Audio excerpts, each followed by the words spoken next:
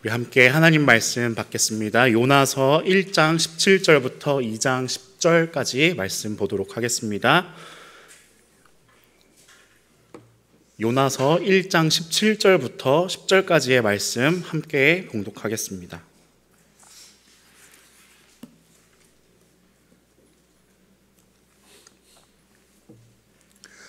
함께 읽겠습니다. 여호와께서 이미 큰 물고기를 예비하사 요나를 삼키게 하였으므로 요나가 밤낮 3일을 물고기 뱃속에 있으니라. 요나가 물고기 뱃속에서 그의 하나님 여호와께 기도하여 이르되 내가 받는 고난으로 말미암아 여호와께 불러 아뢰었더니 주께서 내게 대답하였고 내가 스올의 뱃속에서 부르짖었더니 주께서 내 음성을 들으셨나이다.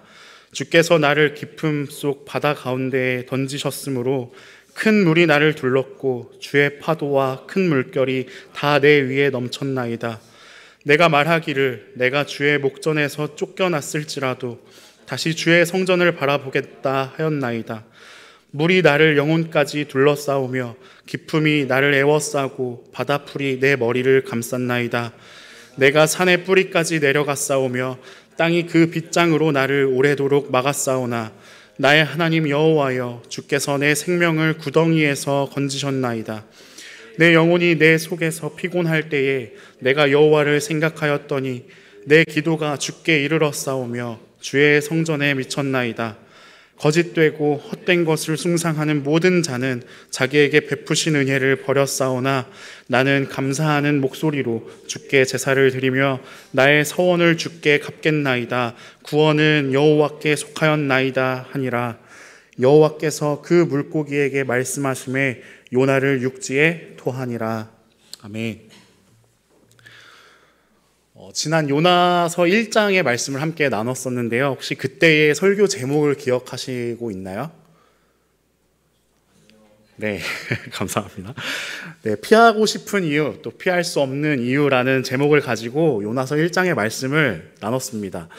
하나님의 부르심을 피해 도망하던 요나의 모습을 함께 살펴보면서 요나는요, 하나님의 뜻을 분별하지 못했고 민족주의에 사로잡혀서 하나님을 피해 정반대 방향으로 도망했습니다. 이런 요나의 모습을 통해 우리의 모습을 돌아봤습니다. 하나님께서는 우리를 악하고 음란한 짐승과 같은 이 사회로 부르시고 있다고 했습니다. 그 이유는 무엇이었나요? 이 땅을 회복시키기 위해서입니다. 망가진 하나님의 형상을 회복시키시기 위해서 저와 여러분들을 이 사회 속으로, 이 세상 속으로 부르고 계신 것입니다.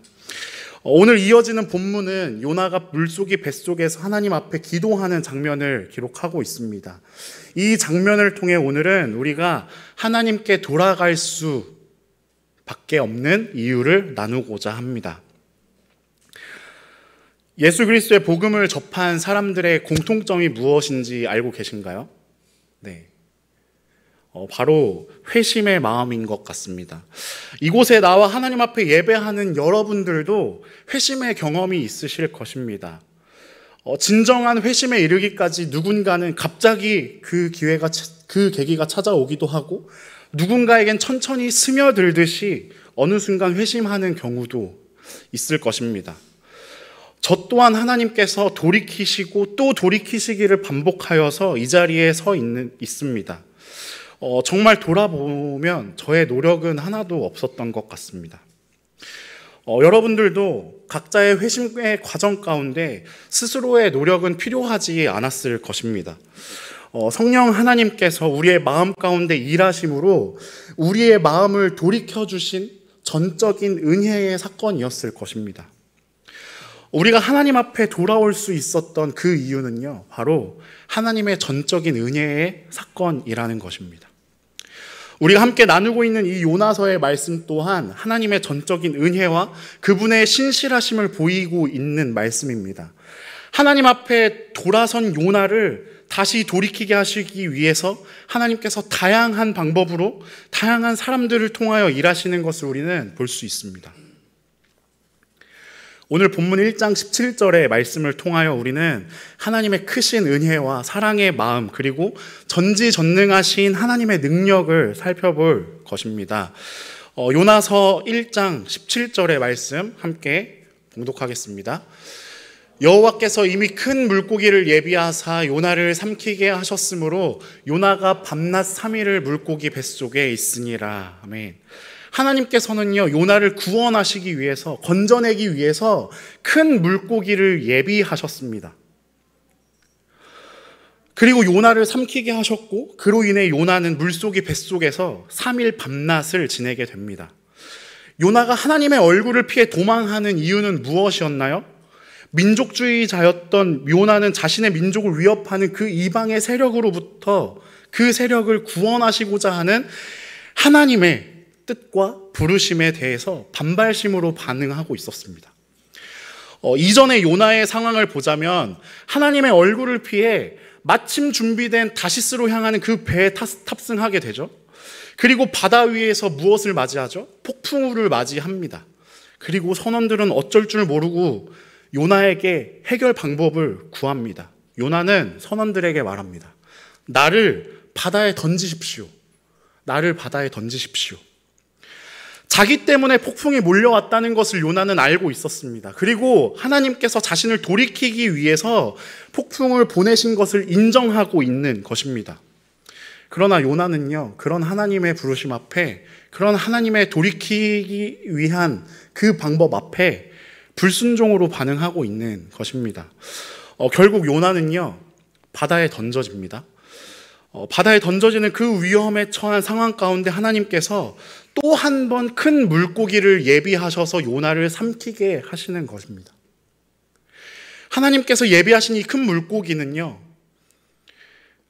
하나님의 어떤 안전한 것을 상징하는 의미를 가지고 있습니다.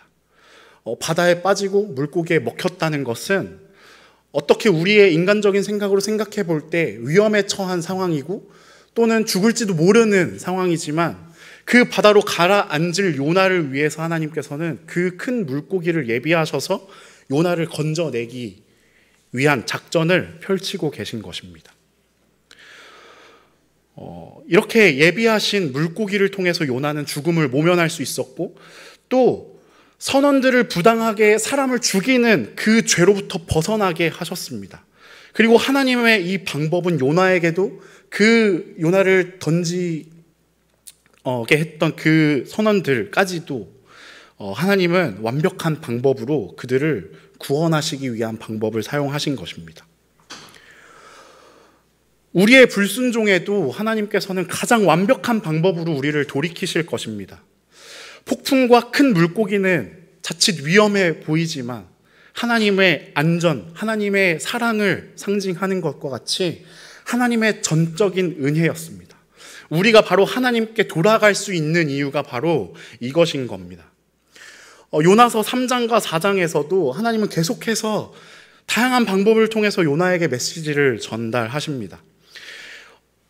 하나님께서는요, 여러분들과 저에게 완벽한 계획을 가지고 일하시는 분이라는 것입니다.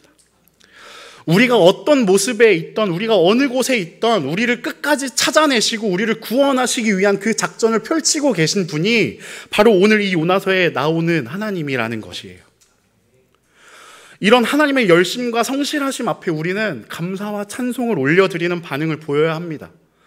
하나님의 구원하심의 소망과 기대를 가지고 살아가야 합니다. 그러나 우리는 하나님의 구원하심의 이 사건을 때로는 축소하기도 하고 때로는 너무나도 익숙해서 너무나도 당연한 것으로 여기며 살아가는 것 같습니다.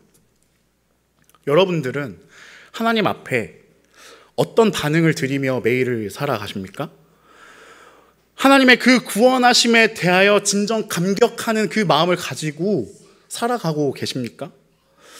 요나는 자신의 잘못을 뉘우치고 회개하는 듯 보이나 3장과 4장에서의 모습을 보면 이게 정말 구원받은 자의 감격스러운 반응인가? 라는 궁금증을 자아냅니다. 그러나 하나님께서는 뜨뜻미지근한 우리의 반응일지라도 그런 우리를 끝까지 구원하기 위해서 폭풍을 예비하시고 큰 물고기를 예비하시는 분이라는 것입니다. 그런 하나님께 우리가 드려야 할 반응은 진정한 회심으로부터 나오는 감사와 찬송일 것입니다. 사랑하는 사람이 나를 피한다는 것은 참 비참한 일이 될 것 같아요. 한 가지 예를 들면 제가 매 주일마다 청소년부 예배를 드리고 나서 이제 4층에 내려오지 않습니까? 이제 내려오면 유아부 친구들이 이제 복도를 뛰어다닙니다. 그러면 그 친구들을 바라보면서 괜히 이름을 불러요. 그리고 인사를 건네요. 근데 어떤 때는 이 친구들이 저에게 반갑게 맞이해주고 반갑게 와서 뭐 아이스크림도 사달라고 하고 뭐 그런 모습을 보이는 반면에 때로는 그냥 휙 하고 돌아서기도 합니다. 그럴 때 괜히 마음이 좀 상하기도 하고 괜히 서운하기도 하고 그런 것 같아요. 하나님께서 사랑하는 그 백성들을 구원하시기 위해 열심을 보여주고 계신데 폭풍으로 그리고 큰 물고기를 예비하심으로 보여주고 계신데 우리는 하나님의 뜻을 받아 순종함으로 구원해야 할 그 백성들에게 복음을 선포해야 할 이 선지자 요나가 하나님의 얼굴을 피했습니다. 얼마나 어처구니 없는 상황이에요.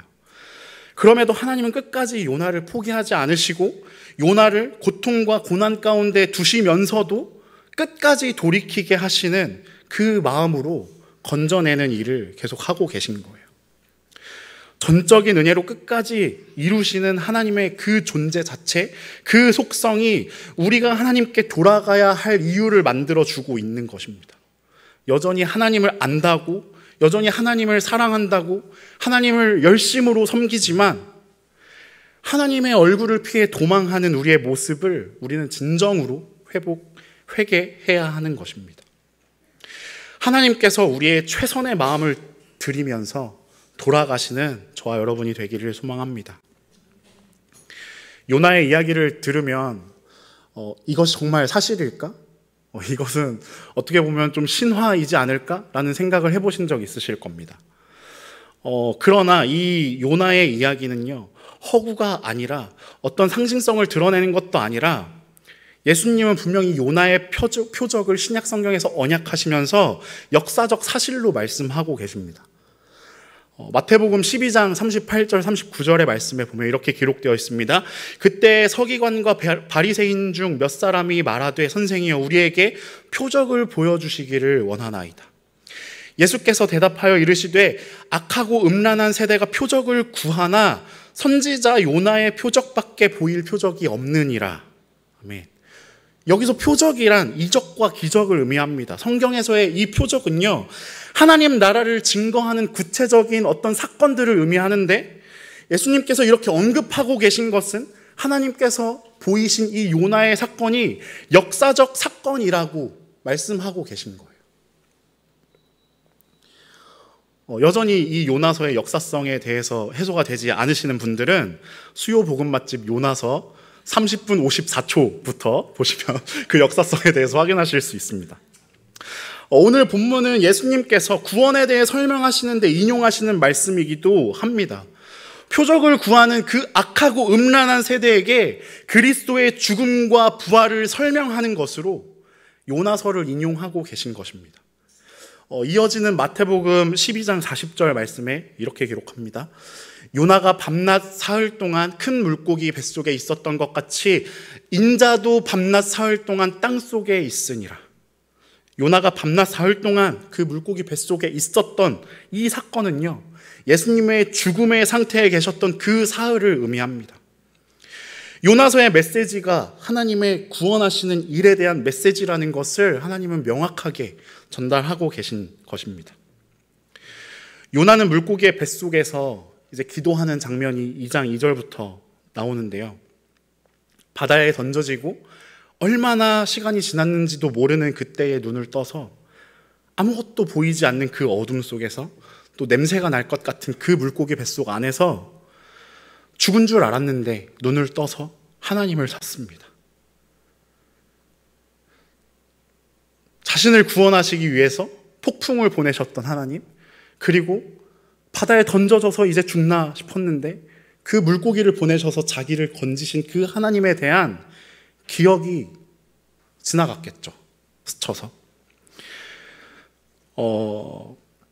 요나서 2장 2절부터 9절의 말씀을 쭉 읽어보면 이 요나의 기도의 내용이 저는 조금 이상해 보였습니다. 예수 그리스도의 복음을 접한 사람들의 공통점이 뭐라고 했죠? 회심하는 마음이었는데요.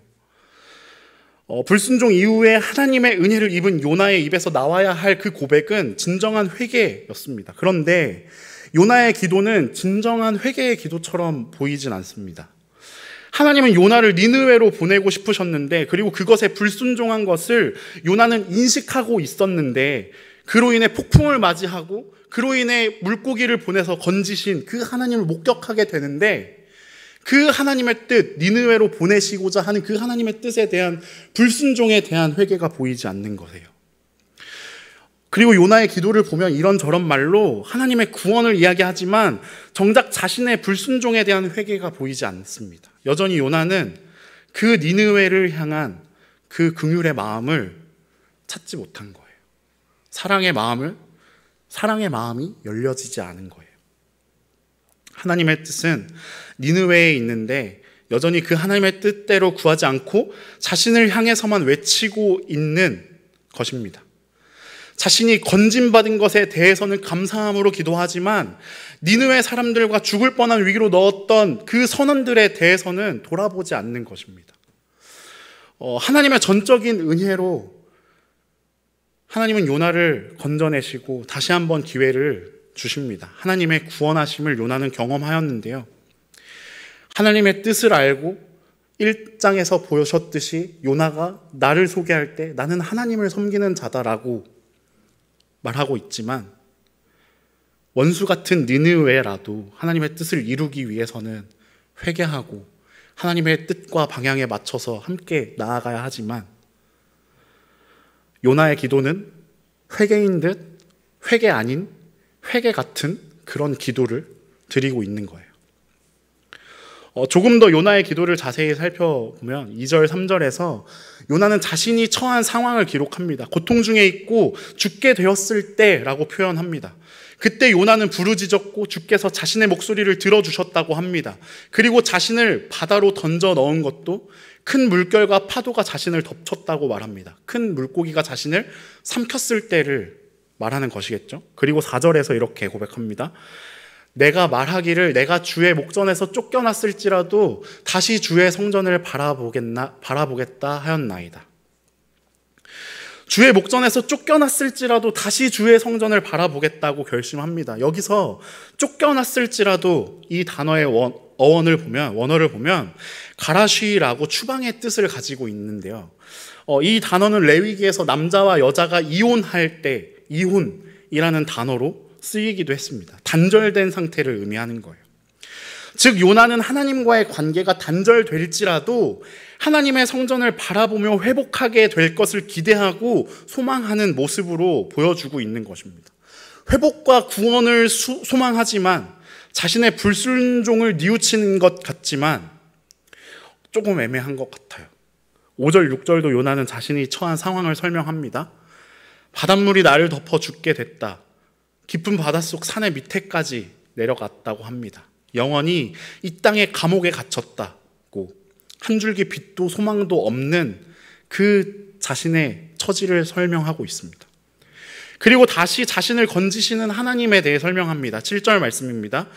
내 영혼이 내 속에서 피곤할 때에 내가 여호와를 생각하였더니 내 기도가 주께 이르렀사오며 주의 성전에 미쳤나이다.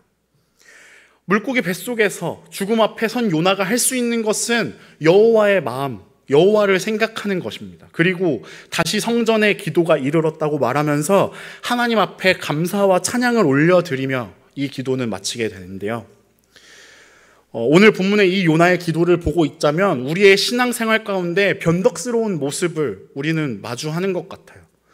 요나는 분명히 자기를 소개할 때 하나님을 섬기는 자라고 말하지만, 그리고 특별히 하나님의 부르심을 받은 선지자로서 그 사명을 감당해야 하는 인물이지만, 그러나 요나는 다른 선지자들과는 조금은 독특한 모습을 보여주고 있는 거예요. 우리의 모습도 이 요나와 같지 않습니까? 온갖 미사역으로 하나님 앞에 나와 찬양과 감사의 기도를 올려드리지만 실상 우리의 삶 속에서 우리의 모습을 돌아봤을 때 여전히 하나님의 그 뜻을 피해서, 그 하나님의 얼굴을 피해서 도망하는 모습들이 우리 안에도 있는 것입니다. 납득할 수 없는 그 부르심 앞에 피하고 싶고 마주하고 싶지 않음에 우리는 우리의 방식대로 하나님께 구하고 우리의 방식대로 여러 가지 계획 A, B, C를 준비해서 살아가는 거예요. 그리고 늘 최후의 보루 하나를 우리는 우리 마음 가운데, 우리 계획 가운데 숨겨놓아요. 그러나 하나님은 그 모든 것을 다 쓰고 우리가 고통과 고난 중에 처해 있을 때 우리가 오직 하나님만을 의지할 수밖에 없는 그 상황 가운데 일하시기 시작하는 것입니다. 우리의 힘이 다 빠졌을 때 우리는 하나님께 돌아가야 할 이유를 그때서야 다시 점검하고 찾게 되는 거예요. 하나님께 돌아갈 수 있는 이유, 이것은요, 우리의 노력으로 가능한 것이 아닙니다. 오직 하나님의 전적인 은혜임을 우리는 알아야 합니다. 하나님은 요나를 그렇게 전적인 은혜로 어떻게든 그 선지자로서의 사명을 감당할 수 있도록 그 깊은 바닷속에서 건져 놓으신 거예요. 그 바다 밑에 있는 산의 뿌리까지 내려가 있던 그 요나를 큰 물고기를 예비하셔서 건져 놓으신 거예요. 이것은 하나님의 전적인 일하심이었습니다. 우리 또한 하나님의 전적인 은혜로 이 자리에 있지 않습니까? 수요일, 금요일, 주일 우리는 하나님 앞에 예배를 드리고 우리의 삶 속에서도 하나님을 의지하고 하나님을 생각하고 인식하며 살아가지만 또 그 하나님의 말씀을 붙잡기 위해 여러 가지 노력과 여러 가지 수고를 하며 우리는 살아가지만 그 은혜를 금세 잊고 금세 내 안에 있는 나 중심성이 올라오게 되는 거예요. 그것으로 하나님으로부터 도망하며 살아가는 우리의 모습을 발견하게 됩니다. 무엇이 우리를 하나님으로부터 도망하게 합니까? 또 하나님 앞에 나아가지 못하게 하는 그 장애물들은 무엇입니까? 학업과 생업, 그리고 우리가 살아가면서 만나는 모든 그 관계, 심지어 사역으로 인한 바쁨으로 인한 이 같은 것들이 우리에게 장애물이 되지 않습니까?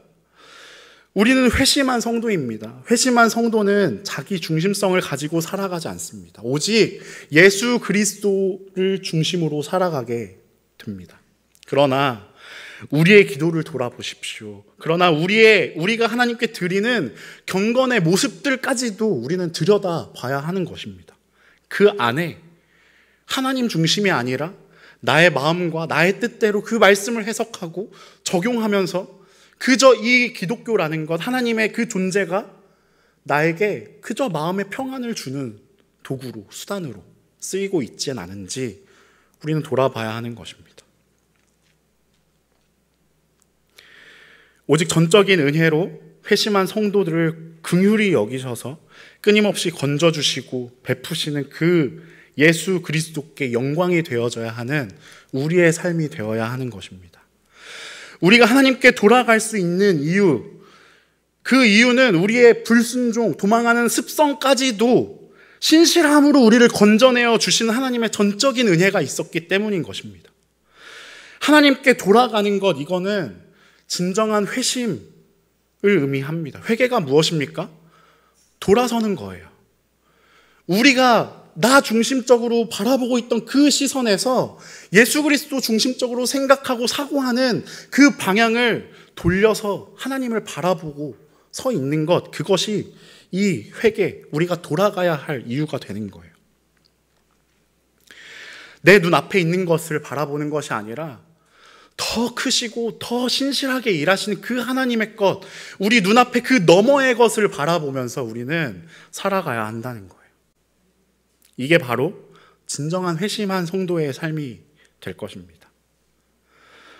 진정한 회개로 하나님께 돌아갈 수 있는 이유를 붙잡고 살아가시는 저와 여러분들이 되기를 소망합니다.